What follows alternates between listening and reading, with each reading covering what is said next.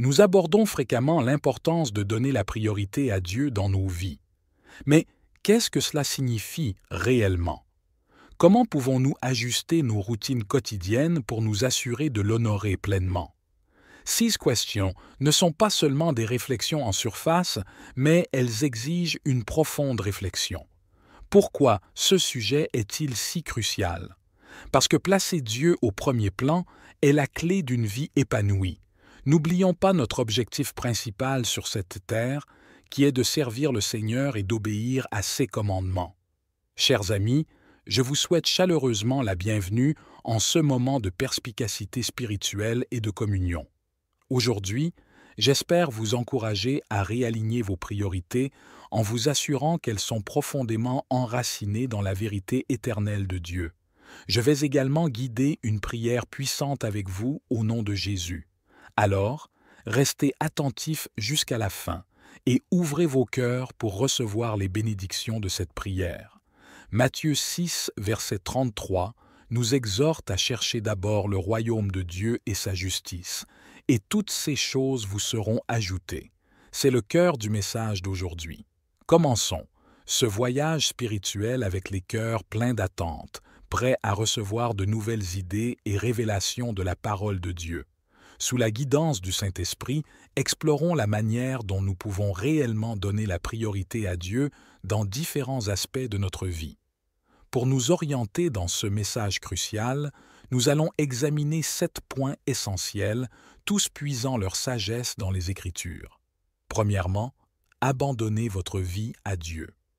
L'une des façons les plus profondes de donner la priorité à Dieu est de lui abandonner complètement nos vies. L'abandon n'est pas un signe de faiblesse, mais plutôt une démonstration de force et de confiance en celui qui nous a créés.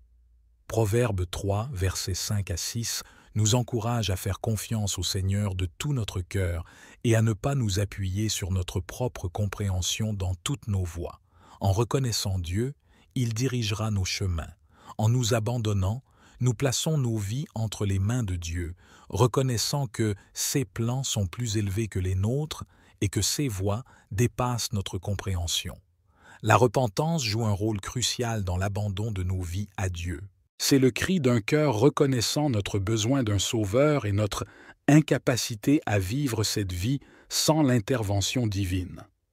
Acte 3, verset 19 déclare « Repentez-vous donc et convertissez-vous pour que vos péchés soient effacés, afin que des temps de rafraîchissement viennent de la présence du Seigneur. » La repentance marque la première étape vers la reconstruction d'une relation avec Dieu, et c'est la porte par laquelle nous pouvons expérimenter sa grâce rafraîchissante.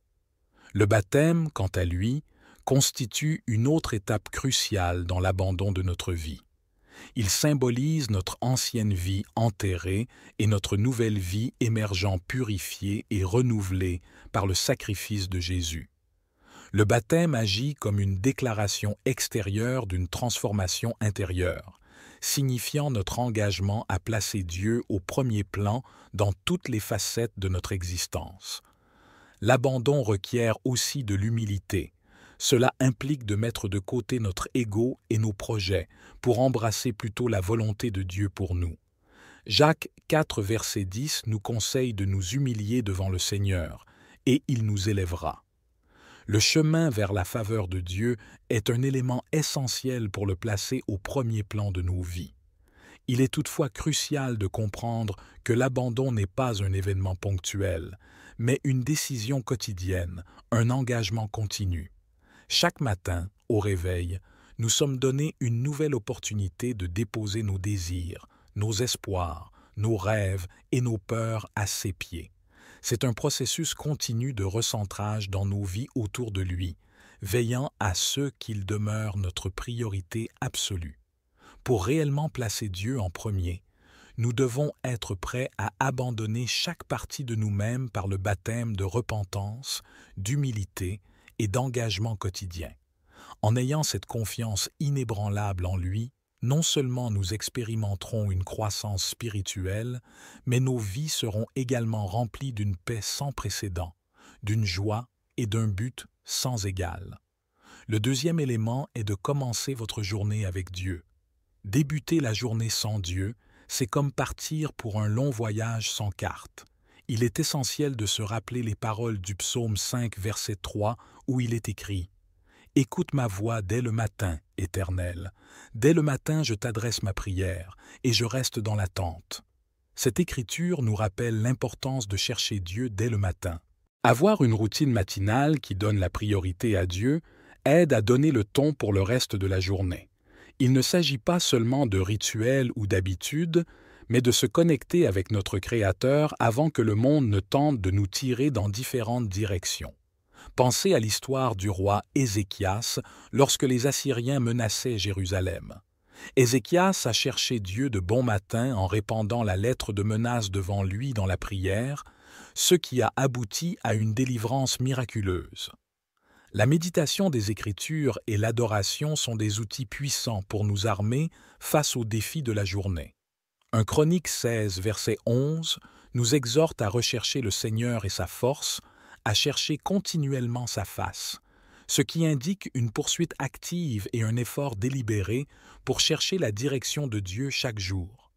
Lorsque nous accordons la priorité à Dieu le matin, nous reconnaissons notre dépendance envers lui. C'est un humble acte de dire « Seigneur, j'ai besoin de toi aujourd'hui ». Cette simple reconnaissance a le pouvoir de changer nos perspectives, de calmer nos anxiétés et de nous donner de la clarté dans la prise de décision.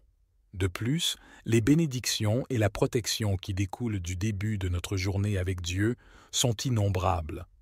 À l'époque du roi Jéroboam dans la Bible, ses mains se sont flétries lorsqu'il a agi contre le prophète de Dieu, mais après sa repentance et sa prière, sa main a été restaurée.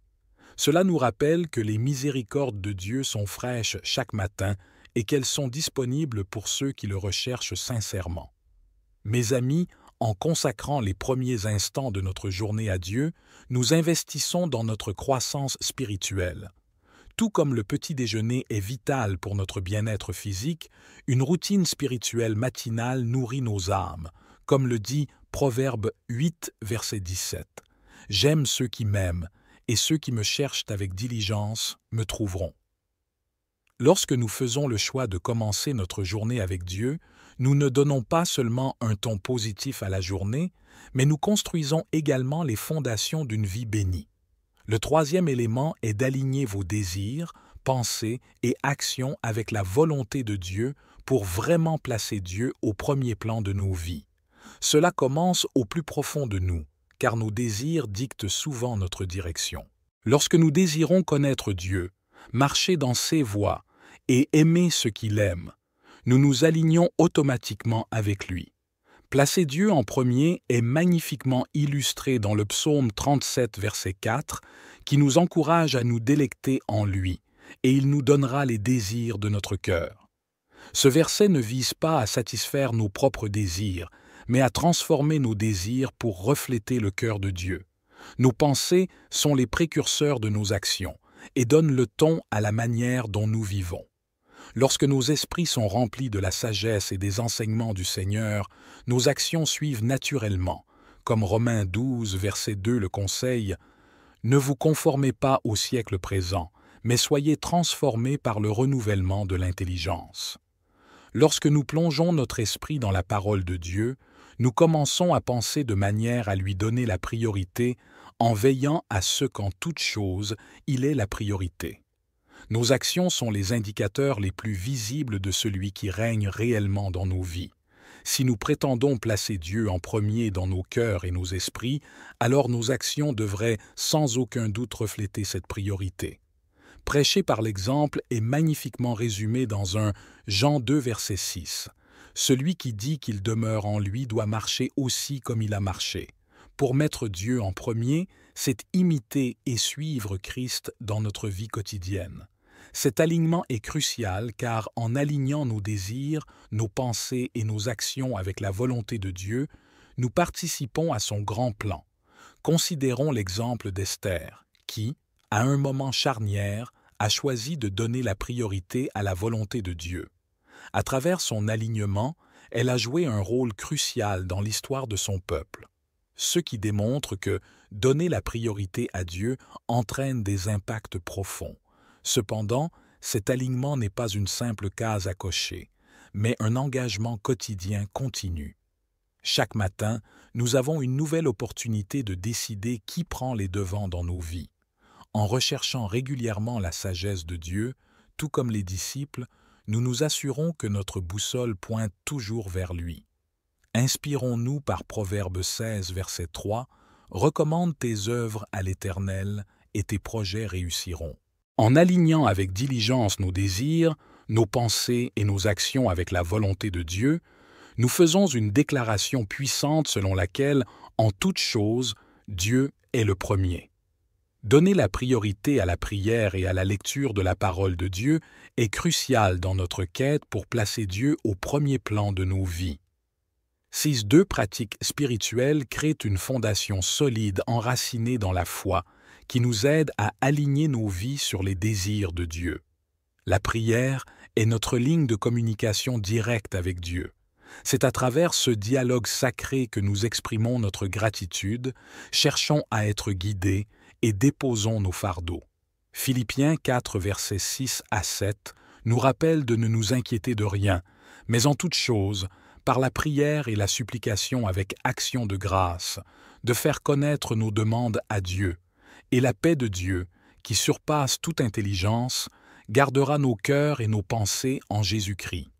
En consacrant du temps à converser quotidiennement avec notre Père céleste, nous démontrons notre engagement à maintenir une relation étroite avec lui. De la même manière, s'immerger dans la parole de Dieu est d'une importance primordiale. Cela sert de nourriture spirituelle, de phare de lumière dans les temps d'obscurité et de source de sagesse dans les moments d'incertitude. Le psaume 119, verset 105 déclare « Ta parole est une lampe à mes pieds et une lumière sur mon sentier. » En lisant et méditant sur les Écritures, nous obtenons la clarté sur la volonté de Dieu pour nos vies, veillant ainsi à ce que nos décisions et nos actions soient conformes à ses enseignements. Dans un monde rempli d'innombrables distractions, il est trop facile de mettre de côté nos disciplines spirituelles. Mais pour vraiment donner la priorité à Dieu, nous devons résister à ces tentations et réserver intentionnellement des moments de prière et d'étude de la Bible. Ce faisant, nous renforçons non seulement notre lien avec Dieu, mais nous fortifions également notre armure spirituelle, nous permettant de faire face aux défis de la vie avec une foi inébranlable.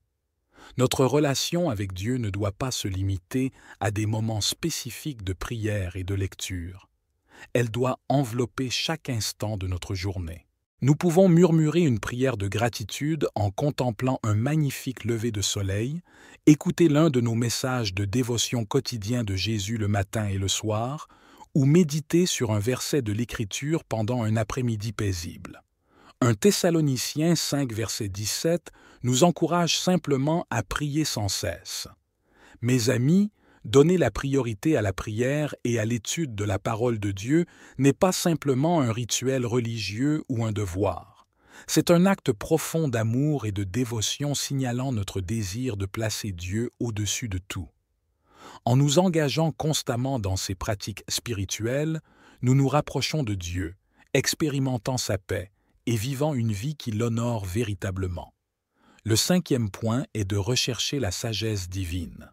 Dans la quête pour relever les défis de la vie, nous devons nous tourner vers la sagesse de Dieu, la source unique et intemporelle de clarté et de compréhension.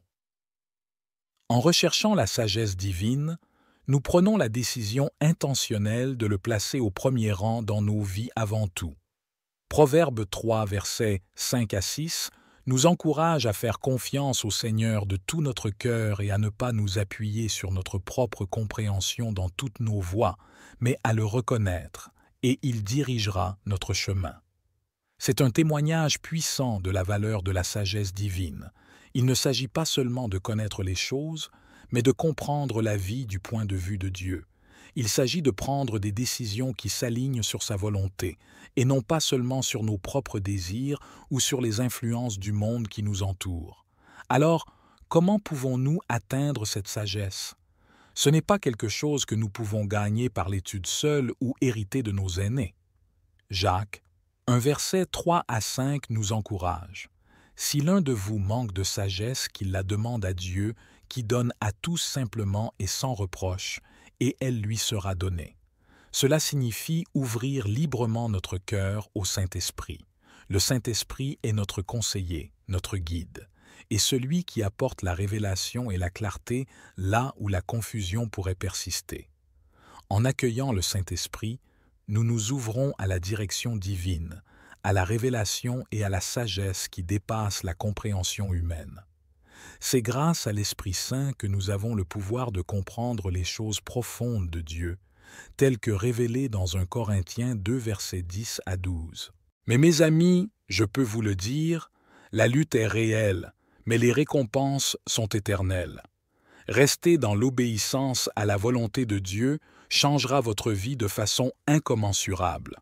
L'obéissance est également un voyage continu, pas un événement ponctuel. Nous n'y parvenons pas toujours, mais la clé est de nous efforcer de faire ce qui est juste, de nous repentir lorsque nous échouons et de garder notre cœur à l'écoute de la parole de Dieu. Ce faisant, nous donnons à Dieu la place qui lui revient dans nos vies, laissant sa volonté guider nos décisions et nos actions. Être obéissant est également un acte de confiance. Nous sommes convaincus que les commandements de Dieu sont pour notre bien, même si nous ne les comprenons pas pleinement. À mesure que nous faisons confiance et obéissons, nous mûrissons dans notre foi et devenons plus semblables au Christ, qui a été obéissant jusqu'à la mort, même la mort sur une croix. Dans l'obéissance, nous trouvons la liberté, la joie et une relation plus profonde avec notre Créateur. C'est pourquoi, mes chers amis, alors que nous voyageons à travers cette vie, engageons-nous à pratiquer l'obéissance à la parole de Dieu. Que ce soit notre lumière directrice pour illuminer le chemin de la justice et aligner nos cœurs avec le cœur de Dieu. Le 7e point est de partager l'Évangile avec les autres. Romains 1, verset 16 déclare « Car je n'ai pas honte de l'Évangile de Christ, car c'est la puissance de Dieu pour le salut de quiconque croit. » Partager l'Évangile est l'acte ultime de donner la priorité à Dieu, car cela reflète le cœur de Dieu pour un monde perdu et mourant. Philippe l'évangéliste en était un exemple dans Acte 8, versets 26 à 40. Dirigé par un ange, il a approché un célibataire éthiopien qui avait du mal à comprendre un passage d'Isaïe. À travers l'obéissance de Philippe pour partager l'Évangile, l'Éthiopien a cru en Jésus et a été baptisé. Philippe n'a pas gardé la bonne nouvelle pour lui, mais a activement recherché des opportunités pour la partager. Propager l'Évangile est un mandat et non une option. C'est l'appel de chaque croyant, quelles que soient nos professions ou nos titres. Que ce soit à travers nos paroles, nos actions ou notre style de vie, nous sommes appelés à être des ambassadeurs du Christ pour refléter son amour et partager le message de salut. En partageant l'Évangile, vous grandissez également dans votre relation personnelle avec Dieu. Il y a quelque chose dans le partage de votre foi qui la rend réelle et profondément enracinée dans votre âme.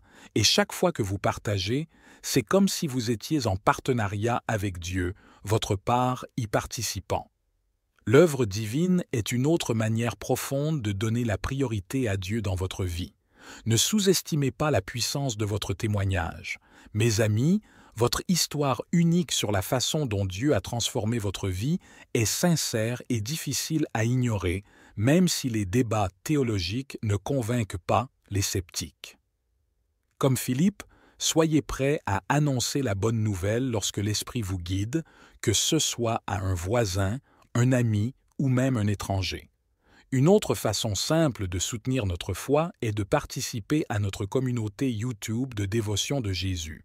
Vous pouvez le faire en aimant nos vidéos de dévotion quotidienne, en partageant les vidéos avec un membre de la famille ou des amis, en laissant un commentaire et en vous abonnant à notre chaîne pour un contenu plus édifiant.